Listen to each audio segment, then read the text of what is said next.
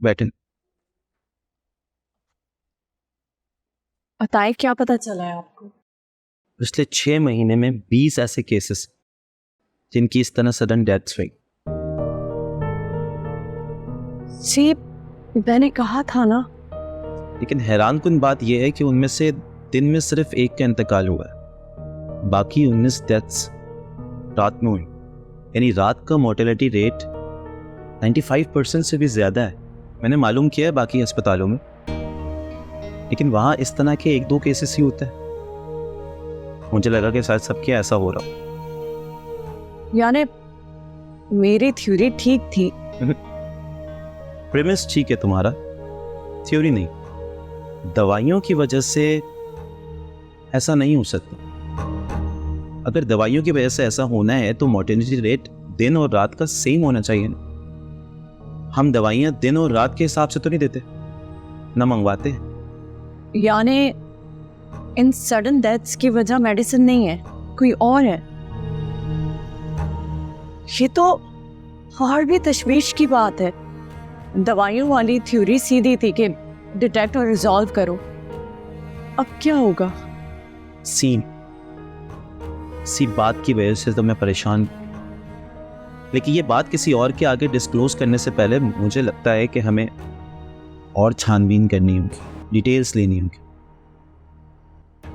लेकिन जब तक जी I totally understand. Thank you.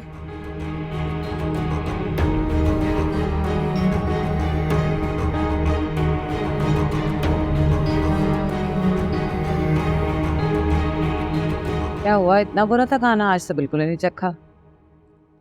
एक अरसा हो गया, अब जायका कहाँ पता चलता है। यहाँ के खाने में जायका होगा तो पता चलेगा ना। क्या हुआ आज इतनी ड्रामा क्वीन क्यों बनी हुई है? मौत के मुंह में जाता है इंसान तो करे भी क्या, ना जाने और कितनी तकलीफें उठाना लिखा है नसीब में। इससे अच्छा तो कमी मर जाती मैं।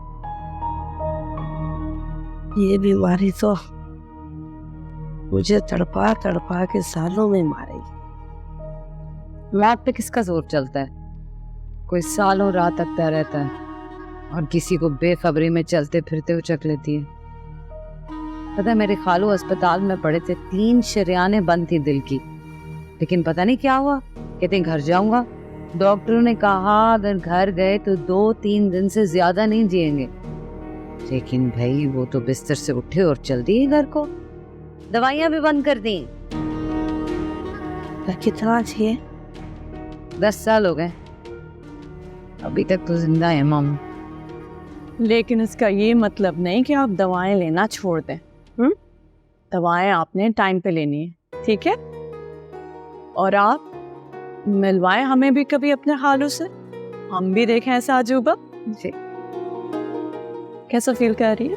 अच्छा